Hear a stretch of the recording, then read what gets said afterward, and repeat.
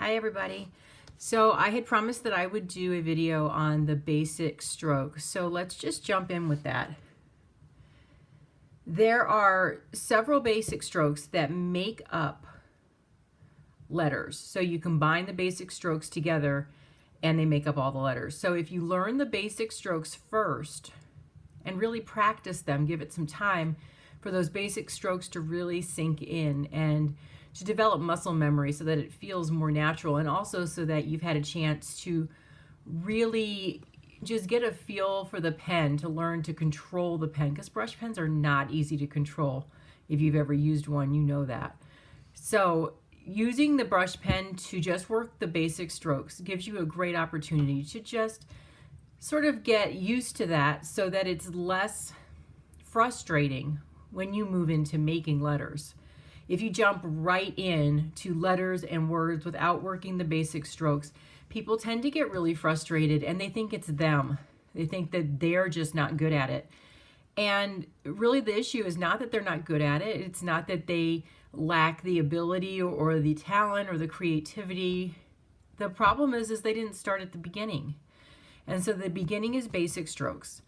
I also still use the basic strokes. I'll practice them. If I wake up in the morning and I'm going to do a lettering piece and I grab a brush pen and start writing and it just feels stiff and off and I'm just not moving smoothly with the pen, I'll do a page of the basic strokes just to warm up. It's a great way to warm up. So I use them all the time still. So let's just jump in. If you are interested in not only the basic strokes, but the basic strokes that I use, that I've learned, have their root in copperplate calligraphy. And I used this book as well as a lot of other, so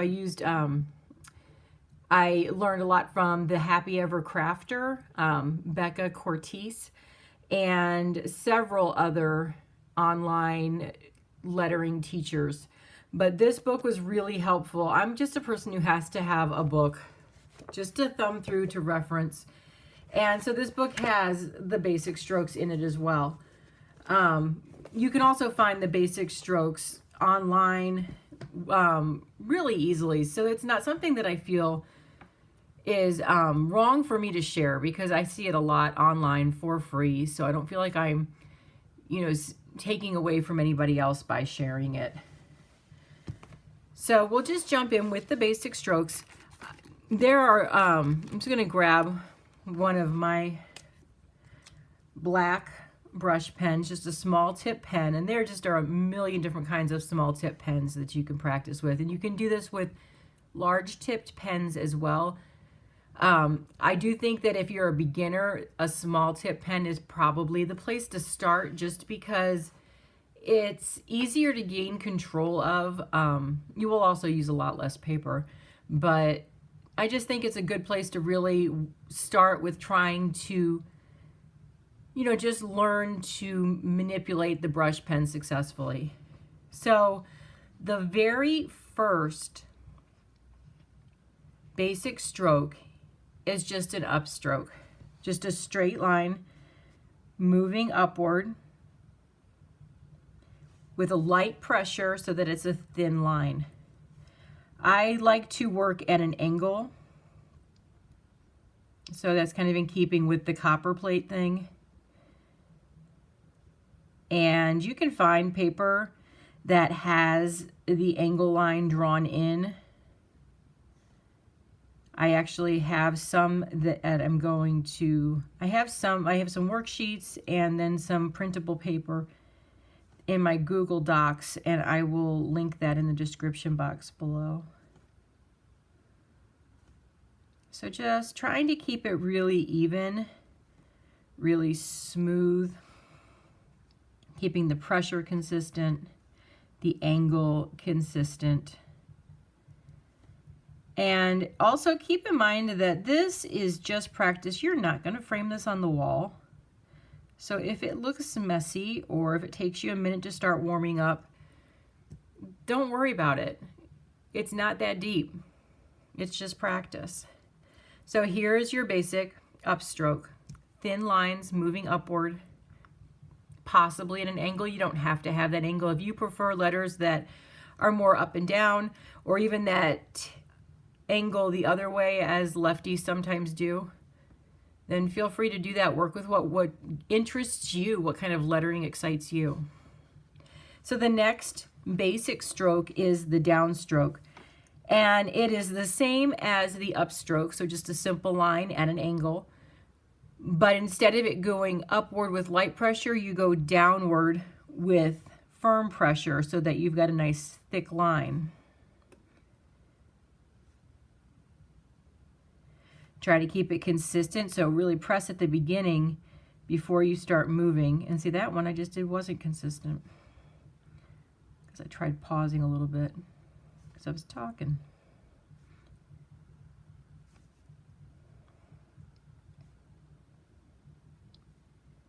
Try to move relatively slowly. So I know I have a tendency, and I'm sure I'm not the only one, especially on these strokes that are fairly simple, fairly basic, to just start moving through them very quickly. But the intention here is to, in my head, strive for perfection. Try to really get them looking perfect or moving in that direction. Just so, with that said, it makes more sense to really slow down and focus and really pay attention to the minutia of a simple downstroke. And okay, next stroke is the overturn stroke. So that looks like an upside down letter U. And you start at the bottom with light pressure moving up. And then as you hit the top, you curve it around and make a line down. So the thing that's important here with the overturn stroke and some of the other strokes that are coming up is for these two legs, the upstroke and the downstroke, to be parallel to each other. So I have seen online with other practice sheets that I sometimes see in pictures that people post of their practice. So I don't really know where they're coming from, but it does make me a little bit crazy. Instead of seeing overturn and underturn strokes with parallel lines, and it doesn't really matter how far apart you make those two lines, just as long as they're parallel to each other. So you want to have this line and this line parallel. And I sometimes see practice sheets that are like this, with them wide apart and with them not parallel, with them crisscrossing. And it makes me crazy. It makes me crazy because, especially if you have a desire to move into more bouncy lettering that has sort of a wild and free look about it, if you start off with your foundation, your basic strokes, lacking the consistency of its roots in copperplate, then when you start moving into the bouncy, crazy stuff, it starts to look really messy. Like it doesn't have, there's something about having that parallel, that angle that is consistent throughout a piece, that makes it look cohesive, that makes it look really professional or finished. If you have things that are all moving wonky, moving in different directions, it just looks chaotic. So the bouncy lettering, while it's supposed to look a little bit chaotic, if it looks too chaotic because that foundation is lacking, then it just doesn't quite work. At least for me, it doesn't. And I'm probably not the only one. So what I'm saying is, say in a word like true, if you have your T going this way, and then the angle of the R going this way, and your U going this way, and then E's curvy, so it doesn't matter. But there's too many different angles, whereas if you did it here, my lines, my downstrokes, are all parallel, then even though the ups and downs, the bouncy part, is all over the place, there's still that consistency of the parallel in your downstroke. So here, if you've got your downstrokes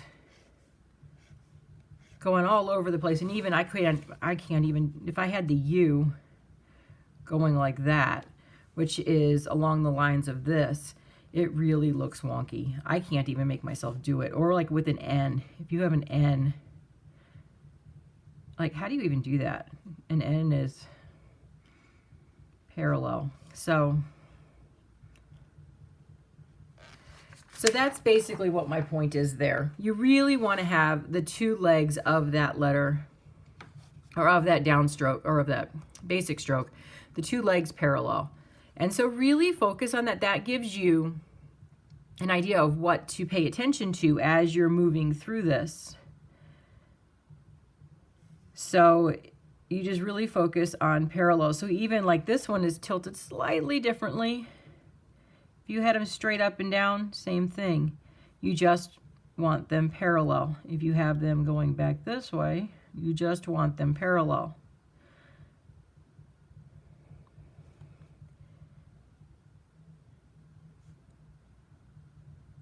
All right, and so the next basic stroke is the underturn. Sorry for my little rant there, but I can't help myself sometimes. Sometimes I see things, people starting off with practice sheets that, like I said, don't have parallel lines, and I kind of feel like, no, I'm like, no, that's a bad foundation. You're not gonna have your basics down. And it makes me like want to say something, but then I don't say something because it's really none of my business. So here I'm saying something. I finally had the opportunity to speak out, and I couldn't control myself. Okay, underturn stroke. It's the same thing but upside down. So like a regular letter U, and downstroke first, light stroke coming up. Downstroke, curve around, light upstroke. Same thing, parallel legs, regardless. That was an awkward one. It was an awkward angle for this lefty. At least with the way I keep my paper turned. My paper is like almost upside down.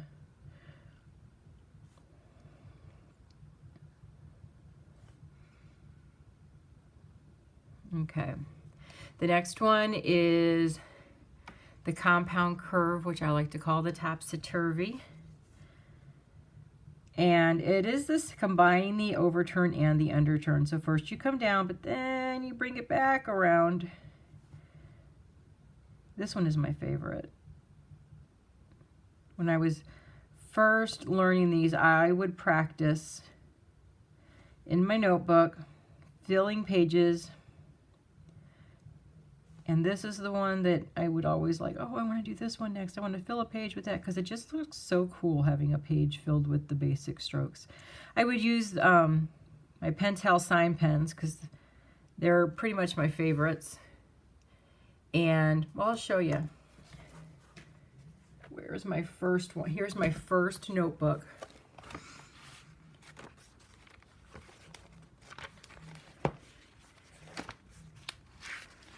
And I did lots of basic strokes, and then I did some lettering challenges, which, well, now that I look back, not cute, but it's all practice, right? It all counts.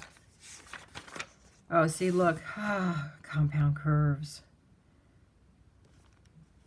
And I would use this Pentel sign pens because they were just so fun with all the colors. I would do a couple lines in one color, switch a color. It's interesting looking back, let me tell you.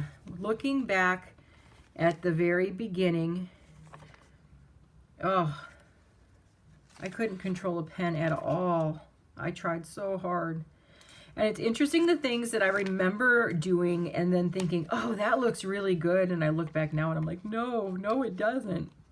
But I did my best. I tried hard. And 2 years later, I think I've improved. Oh, the ovals. I was bad at them. They took me a long time. I fought with them. Okay. Sorry, I am like totally ADHD today. Bear with me. I've had 2 cups of coffee and let me tell you, they're magic. So next stroke, ovals. I still don't love these when I'm doing basic strokes. They still challenge me.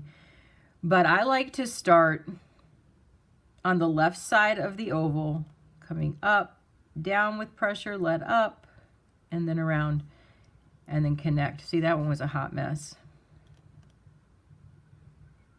Every single one of these is going to be different because these are a challenge for me.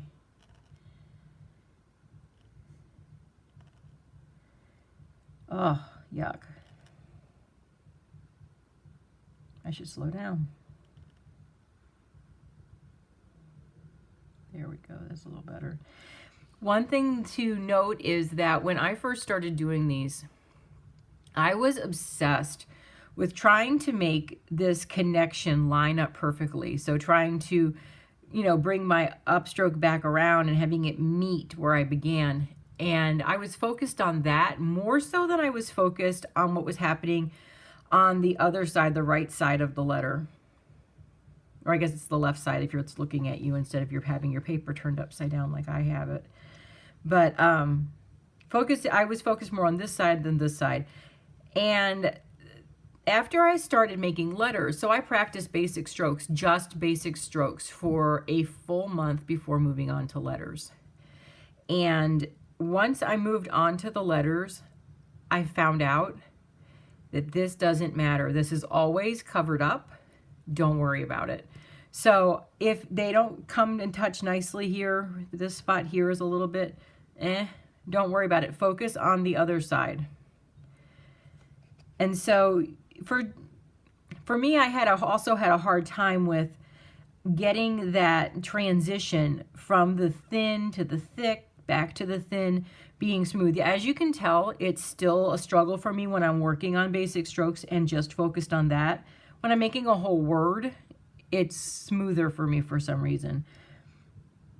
But you got to figure out where you need to start pressing. For me, it's about here, and then where you need to start letting up. Oh, see, I already messed that one up too. So, there we go. That one was better. I need to, if you think about it as a clock, I need to start pressing at about 11 o'clock and then let up about 7 o'clock. Actually, it's more like 10:30 and 7:30. It's a little bit smaller, or closer toward the meat of the downstroke than the ends. I've heard instructions saying, oh, let up at like 12 and 6. For me, that's way too long with the pressure. When I do that, it comes out looking more like that one. It'll be like wonky here. See, I've got way too much pressure up here, and it's just, I think it's a left-handed thing. I think that for me, the tip of the pen kind of curls a little bit differently or something. And I hit this like weirdness if I start trying to transition from the thicks to the thins and vice versa at like 12 and 6. I need to bring it a little bit more onto the side when I do it than at the very top and bottom. So you'll just need to kind of fiddle with it and find that happy medium that works for you. This was the stroke, and as you can tell, I still struggle with it, that gave me the most trouble in the beginning, that made me feel the most frustrated. These, once I had that parallel thing stuck in my head, then I was golden with these. It was this oval that had me making those statements like, I can't do this, this is too hard, I suck. And it just takes time. I was also very wiggly on my upstrokes. If I look back into my notebook, I had lots of very shaky upstrokes. I'll be honest, what helped me in the beginning was to practice in the evening with a glass of wine. I had a little routine for like a month there where it was like every night I had one glass of wine and I wrote a couple pages of basic strokes, and I tell you, it helped. You just have to, for me, if I try too hard and I'm gripping the pen really hard and I'm just determined that I'm going to do this, it's too much intensity, and you need to relax and hold the pen a little more loosely and move your whole arm with the motion instead of just, so it takes practice. That's all I can say about that. So the next one is a downstroke with an underturn. So it's basically down, down, down, down, light, and then parallel up, down, light, up. And so again, this is one that parallel thing matters. It can be really tempting to do that, but again, it's just good. It's a good habit to get into, especially when just practicing the basic strokes, to keep it parallel so that you've got that consistency in your work later on. The next one is an ascending loop. So it starts going up, up, up, up, and then comes down at an angle, and that should have been, there we go, I'll pretend. Okay, up, pressure as you loop around, and come down. There we go. Up, down, and I transitioned a little bit late on that one.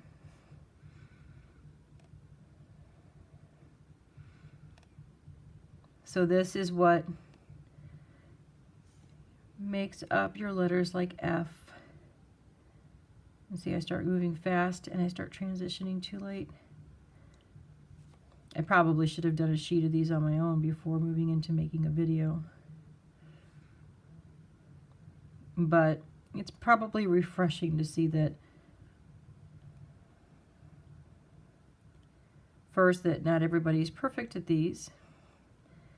And then second, that you can always clean it up. You can go back and clean it up a little bit, and that's all good.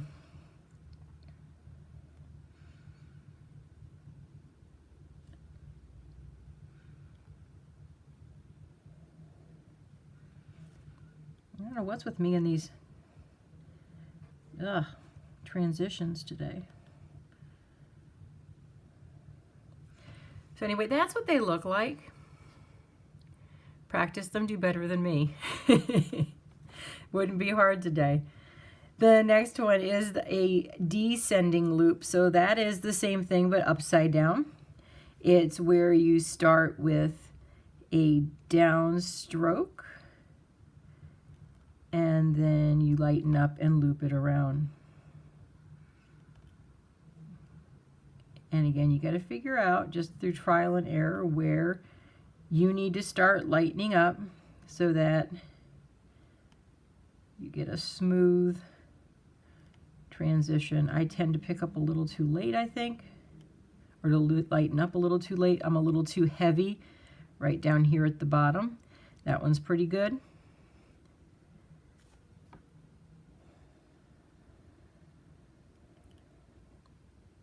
That one was, yeah, I tend to be a little bit too heavy-handed on these.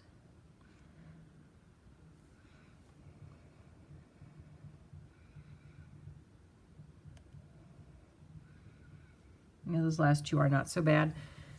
So you get the idea there. If I had to go through and pick my good ones, see, this one here is good.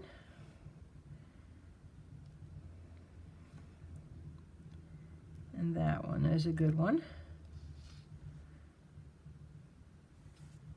And that's what I used to do too sometimes when I was practicing, is I would either go through, at first I would go through and like X out the ones that were bad. And then I realized, oh, I'm doing a lot of Xing out. So then I would just go through and do a whole page of practice and then go back and circle my good ones. Like that one makes me happy. So then the next one is a really easy stroke. It is an entrance stroke. So it's just an upstroke, but unlike this straight upstroke, it has a curve to it. So light pressure. And actually I could probably just make this one square high on my graph paper because that's all they tend to be. So just an angle, but a curve, light pressure. And a good way to practice those is to combine them with a downstroke.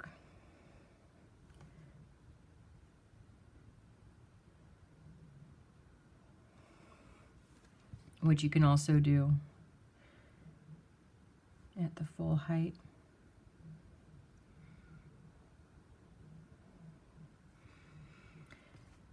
And so that is it. There are your basic strokes. You don't really need a worksheet or a printout to practice these. All you need is a blank piece of paper and any brush pen. If you prefer a large tip brush pen, like a Tombow, so you can do the very same thing. You will just want to, especially if you're using graph paper, you want to just make them bigger. So, or if you're using line paper, just use more lines for each one. So for these, I used 2. And with a small brush pen, you can use just 1. That will take a lot more focus because it's not as easy. It can be really tricky to make them that small. And there are actually very few pens that will allow for that. The Tombow Fudenosuke will do it. And then the Coco Iro, that will do it too, because that has a super small, fine, precise, firm tip. But most pens won't want to write small enough. They'll start getting messy. Like the Kelly Creates small tip pen, which has a softer tip and therefore makes a little bit thicker line. Yeah, that starts getting... Just don't want to do that. See, X that out. Pretend it didn't happen. But yeah, if you wanted to use a Tombow, instead of using 2 lines, I'd probably use 4. 1, 2, 3, 4. And that's way too narrow. Maybe 3.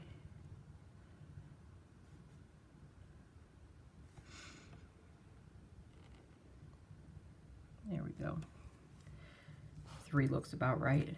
So yeah, you just end up using, you go through paper a whole lot faster because, as you can imagine, you would use up a lot more paper with the big brush pens.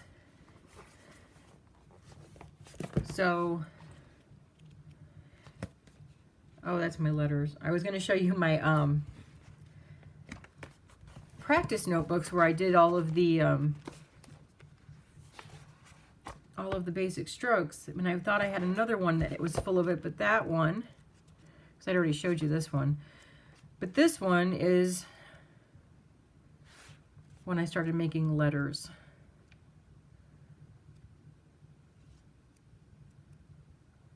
And I started making pages and pages of letters, and then the words that I could make up with those few letters.